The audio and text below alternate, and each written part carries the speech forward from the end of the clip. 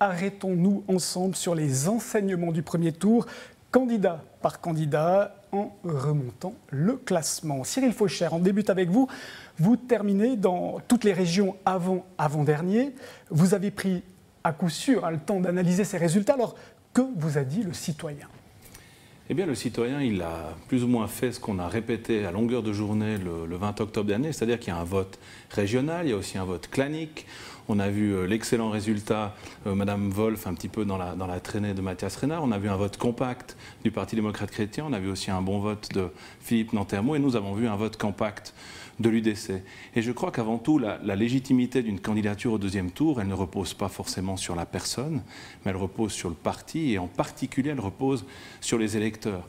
L'UDC, au soir du 20 octobre, était la deuxième force politique en Valais, n'en déplaise à certains médias, parce que les partis de gauche, ça n'existe pas. Il y avait 3 partis qui formaient la gauche, et si on les met chacun dans sa proportion, eh bien l'UDC en Valais fait 20%, à 2 conseillers nationaux sous la coupole. 17 000 personnes environ ont pris la peine de mettre mon nom dans l'urne, et je crois que pour ces personnes, une candidature au deuxième tour est tout à fait légitime. Cyril Faucher, vous l'avez rappelé, votre parti fait 20%, vous en avez fait 14%. Est-ce que vous vous êtes senti quelque peu lâché par votre parti ? Pas du tout. Une élection au système majoritaire, c'est un contexte totalement différent qu'une élection au système proportionnel. Et je le répète, ma candidature, ça n'est pas moi la finalité. La finalité, c'est de défendre les idées de l'UDC, une vision souverainiste, défenseur de la classe moyenne, défenseur de ses traditions, de son héritage culturel et chrétien. Et c'est ça que nous mettons en avant. Moi, je ne suis que l'instrument de la campagne. Je représente les électeurs qui nous ont plébiscités, dans une moindre mesure que mes colistiers ce soir. Mais je répète, le premier tour, il y a un vote régional, clanique, discipliné. Donc cette candidature est légitime. Alors prenons notre loupe. On est allé voir du côté de Sion, votre ville. Vous êtes membre de l'exécutif. Là aussi, vous terminez encore avant-dernier. Que vous ont dit les Cédunois ?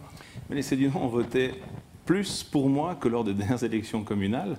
Donc pour moi, c'est tout à fait satisfaisant. Il faut voir avec qui on a affaire sur les autres listes. Je l'ai dit, répété, avec des candidats de valeur. Il y a des gens qui sont cohérents, qui défendent des programmes avec vigueur et conviction. Il y a des gens qui sont pétris d'expérience à Berne. Moi, j'ai fait ce premier exercice. Alors, à titre personnel, je suis satisfait de mon résultat. Dans sa globalité, c'est vrai que de dire avant-dernier ou 6e, peu importe. Ouais, c'est récurrent. Antépénultième, vous êtes partout avant-dernier. C'est une question de rhétorique.